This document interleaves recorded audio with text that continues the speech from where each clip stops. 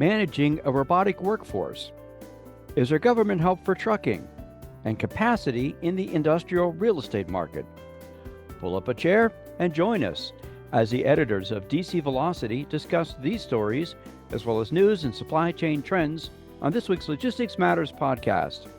Hi, I'm Dave Maloney. I'm the Group Editorial Director at DC Velocity. Welcome. Logistics Matters is sponsored by Storage Solutions. When flexibility matters just as much as efficiency, it's time to rethink automation. With mobile ASRS from Storage Solutions, a Young Heinrich company, you get a smarter way to automate pallet movement, powered by autonomous mobile robots and guided vehicles. No fixed infrastructure, no rigid layouts, just proven adaptable systems designed to grow with your business. From solution design to implementation, they don't just deliver automation, they deliver an end-to-end solution. Let's build a better warehouse together. Find out more at storage-solutions.com. As usual, our DC Velocity senior editors Ben Ames and Victoria Kickham will be along to provide their insights into the top stories of this week. But to begin today, while we aren't quite yet to the era of the Jetsons, we have seen some remarkable advancements in robotics over the last few years. In fact, many future supply chain managers may be managing more robots than human workers. What would that be like? To find out, here's Victoria with today's guest. Victoria? Thanks, Dave. Today's guest is Abdil Tunca. He's a senior principal analyst in Gartner's supply chain practice, and he's here to talk with us today about robots. Welcome, Abdil. Thank you, Victoria. So earlier this summer, Gartner released some statistics on the growing use of robots in warehouses and fulfillment centers. Specifically, that by 2030, 80% of humans will engage with smart robots on a daily basis, and 1 in 20 supply chain managers will manage robots rather than humans. Can you tell us first about, what's driving this trend? So the two primary drivers for warehouse automation are labor costs and labor availability. High labor expenses play a significant role in automation decisions, as increasing wages, benefits, training make human labor more expensive. Even when companies are willing to pay more to attract more workers, these rising costs can erode profit margins. And as labor becomes more costly and companies are unable to offer higher wages, they often encounter difficulties in finding enough workers. And when labor isn't consistently available, companies struggle to maintain reliable operations and predictability. And this need for reliability and cost control is a key factor behind the rapid adoption of warehouse automation. Another dimension impacting adoption is shifting target audience for automation. About 10 years ago, automation was something relegated to more large corporations. Why? Because they were the only ones that can afford it. However, today, labor has become a widespread challenge that impacts small to mid-sized companies more than it impacts large corporations.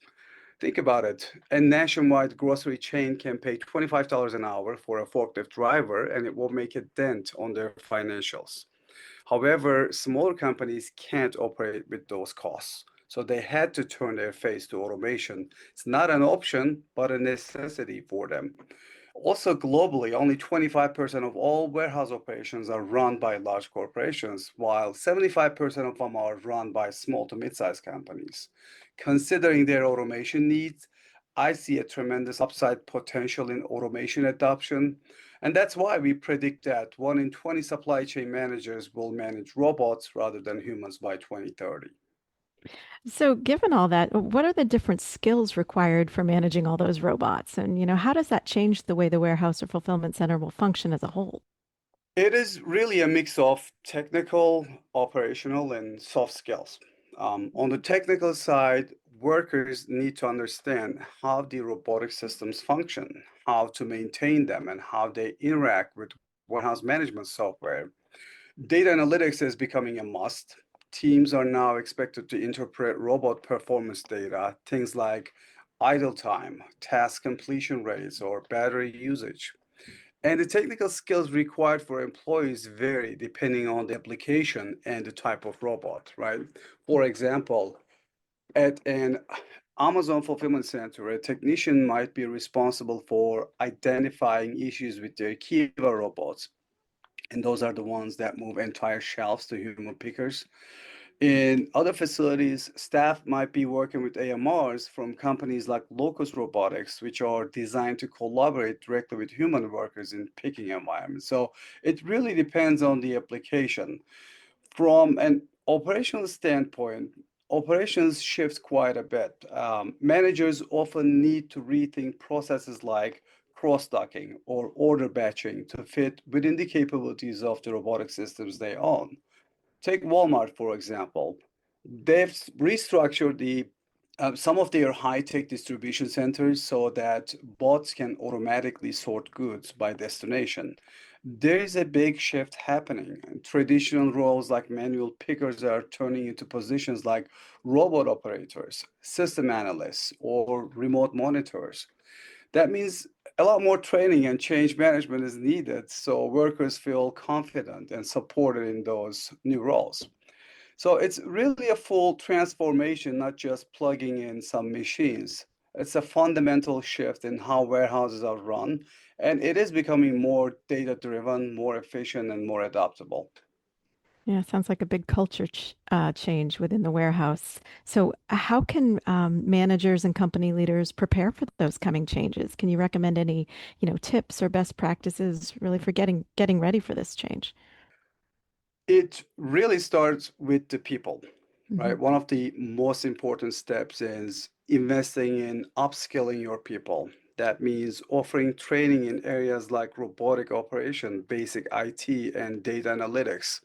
As an example, Amazon's Career Choice program provides employees with access to certification that help them move into more technical roles within the company. Another smart move is to launch a small pilot program first rather than automating the entire warehouse at once. A company may start by adding a robotic arm, for example, to just the um, you know, benefit the packing area and tracking how it impacts efficiency.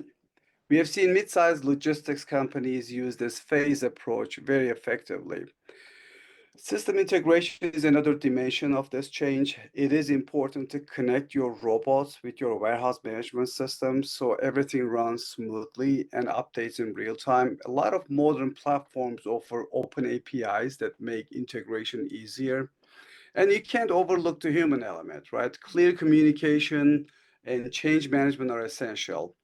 DHL, for example, they run internal campaigns to help employees understand how their roles will evolve. Lastly, on this, you want to build a strong feedback loop. You can use performance data, robot utilization, order cycle times, error rates to continuously refine your operations. The companies that succeed with robotics aren't just adopting technology, they are rethinking how everything works, from floor plans to workflows to team dynamics. So, what about the workers? What can they do to make the most of working alongside robots? Whether that's existing workers or, people, applying for jobs in the warehouse or fulfillment center. Great question.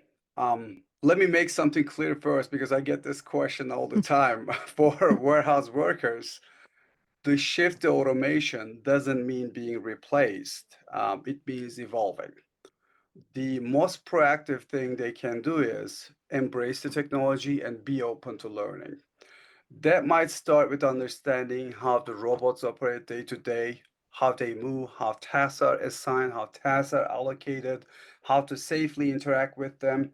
Even basic technical skills go a long way. Of course, workers don't need to become engineers, I don't mean that, but they can benefit from learning how to use dashboards or scanning data or even do light troubleshooting. For example, knowing how to reset a stuck AMR or report an error through a system that makes them more valuable. Some companies offer internal training programs to teach these skills. In fact, many facilities promote workers from manual roles into new positions like robot operators, fleet monitors, or inventory analysts, roles that are higher paying and more stable. What I would advise to warehouse employees is Stay curious and proactive. Ask questions during robot onboarding sessions. Volunteer for training opportunities and offer feedback about how robots are affecting workflow. Workers who show interest in automation, they often get tapped for advanced roles or cross-functional teams. And lastly, soft skills are also important. Communication, adaptability, and problem solving all matter more in a tech-assisted environment. The future is not about robots versus humans, but robots alongside humans. Robots are tools that take care of the repetitive, physically demanding parts of the job, like walking miles a day or lifting heavy items. So workers can focus on oversight, quality control, or more skilled tasks. Those who embrace this mindset position themselves not just to keep their jobs, but to grow into better ones. Before we close out here, is there anything else about your research on this topic you think our listeners, should pay particular attention to, whether it be getting ready for this trend or anything else? First and foremost, don't view robotics as just a tech upgrade. It's a strategic shift. Too many companies jump into thinking, let's add some robots and see productivity go up. But they overlook the bigger picture. Success with robotics depends on how well the technology integrates with your people, your processes, and your data systems. So it's not just a plug and play tool.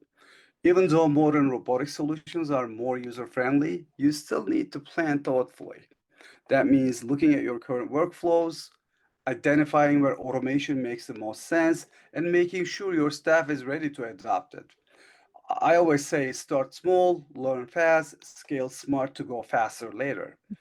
Also, foster a culture of innovation and adaptability. Your team needs to feel like they are part of the transformation, not be replaced by it.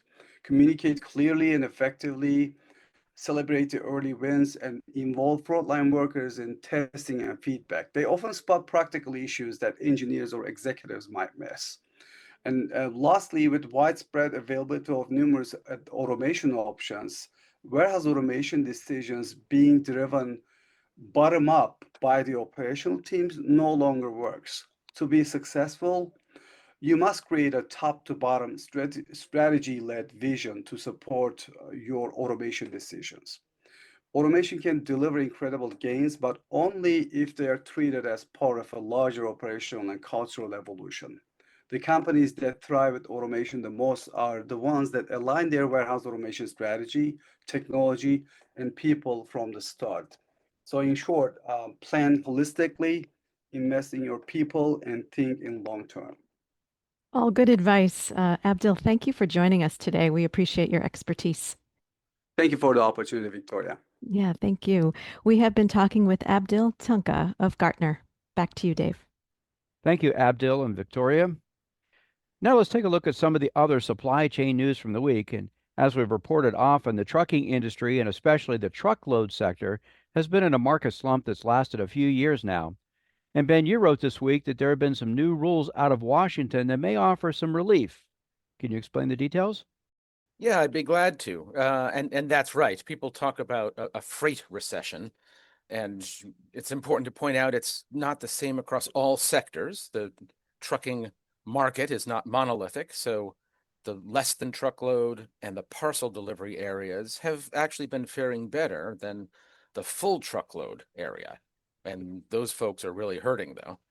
The common take on the reason is that there's too much trucking capacity and not enough loads to go around. So in basic economics, that means that the prices will drop, and that makes shippers happy and it makes carriers sad. So that much is basic economics, but now we can look at the policy and politics. The Trump administration has rolled out a number of policies and initiatives so far.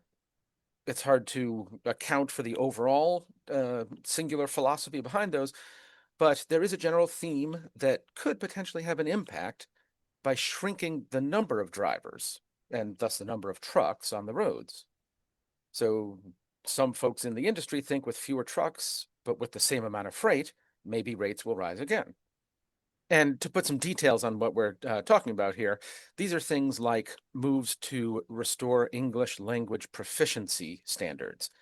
More specifically, this is requiring stricter enforcement of if a truck driver is pulled over and they can't speak or write English well enough, then they could be pulled over and lose their CDL right there. Another initiative is restricting the number of non-domiciled commercial driver's license, which are those that are granted by states to drivers without an address in the state, or I suppose within the country. And Ben, do we know what the trucking industry itself thinks about these recent developments out of Washington? For sure. Now, again, as I said before, the trucking industry is not monolithic, but the Owner-Operator Independent Drivers Association, that's OEDA, they like this direction. The group actually this week sent an open letter to Senate and House Transportation Committee leaders, encouraging them to codify these things into federal law, not just as they stand, which is regulations within certain departments like the DOT. And, that may work. We don't know yet.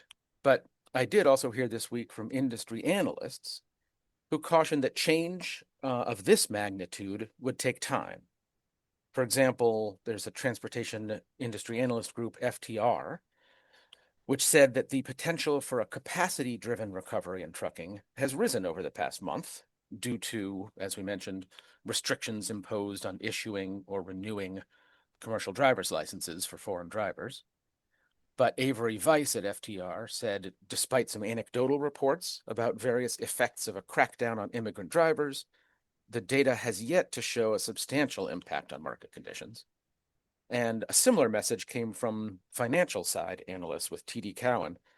And they said that those new non-domicile license rules could have higher capacity impact than previously believed, but only if they're rigorously enforced, especially across the handful of critical states that have the high populations where these things might happen.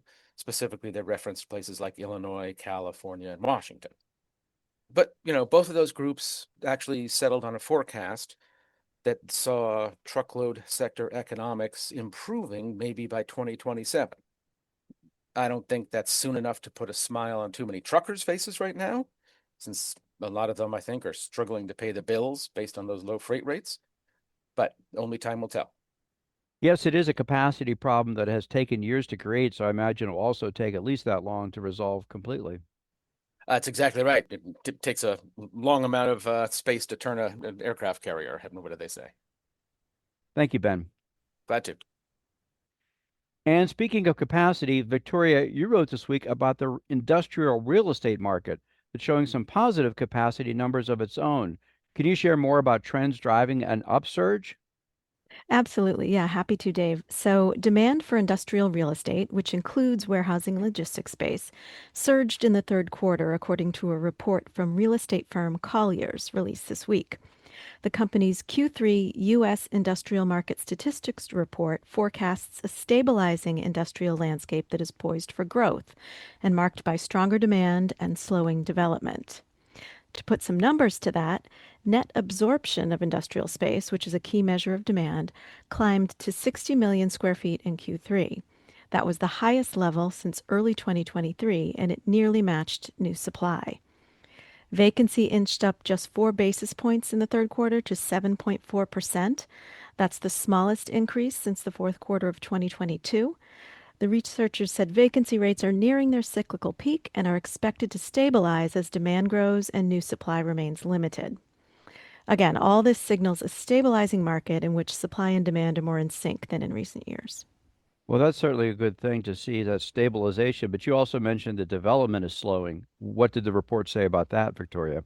Yes, that's right. So the report showed that in the third quarter, 65 million square feet of new supply entered the market. That's the lowest level since the first quarter of 2019.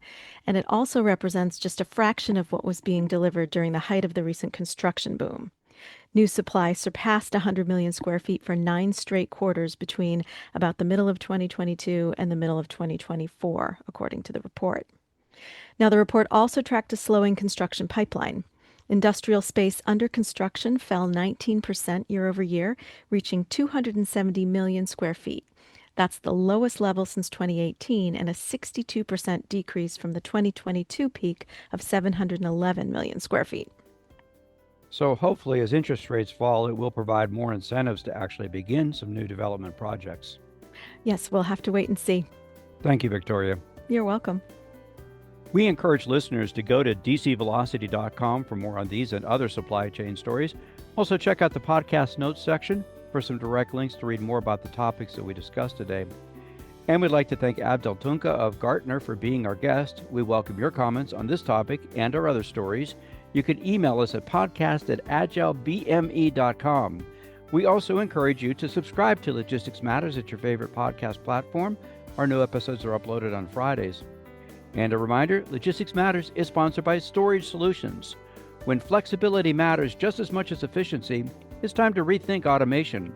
With mobile ASRS from Storage Solutions, a Young Heinrich company, you get a smarter way to automate pallet movement, powered by autonomous mobile robots and guided vehicles. No fixed infrastructure, no rigid layouts, just proven adaptable systems designed to grow with your business. From solution design to implementation, they just don't deliver automation, they deliver an end-to-end solution. Let's build a better warehouse together. Find out more at storage-solutions.com. We'll be back again next week with another edition of Logistics Matters. Be sure to join us. Until then, have a great week.